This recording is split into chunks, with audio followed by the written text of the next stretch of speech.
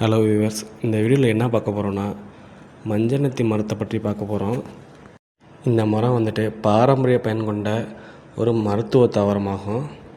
இது எதனால் மஞ்சனத்தின்னு பேர் வந்துச்சுன்னா, இந்த மரத்தோட கட்டையில் உட்புறமாக மஞ்சள் கலரில் இருக்கும். இதனால் மஞ்சனத்தின்னு பேர் வந்துச்சு.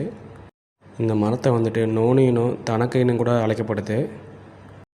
இந்த மரத்தில் இலை, பூ, காய், பழம் என அனைத்துமே மருத்துவ பயன் கொண்டது. நம் முன்னோர்கள் நோய் இல்லாமல் வாழ்ந்ததுக்கு காரணம் இந்த மரத்தை கூட சொல்லலாம். இந்த மரத்தோட காய் லைட்டாக முடிச்சு போட்ட மாதிரி இருக்கும். பூ வெள்ளை கலரில் இருக்கும். பழம் கருப்பு கலரில் இருக்கும். சாப்பிட்றதுக்கு நல்லா டேஸ்ட்டாக இருக்கும். கொஞ்சம் லைட்டாக காரமாக இருக்க மாதிரி கூட இருக்கும். இந்த மரத்தோட இலை உடல் வீக்கம், உடல் வலி, உடல் சூட்டை போக்குது. இந்த மரத்தோட கட்டை மரஜாமான் செய்ய பயன்படுது.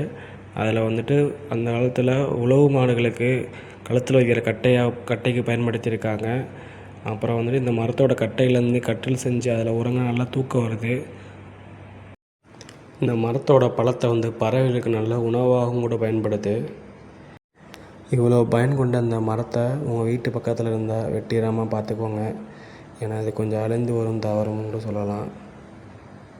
இந்த மரத்தை உங்கள் ஊர் சைடு என்ன பேர் சொல்லி கூப்பிட்றீங்க? இந்த மரத்தோட பழத்தை சாப்பிட்ருக்கீங்களான்னு கூட சொல்லுங்கள்.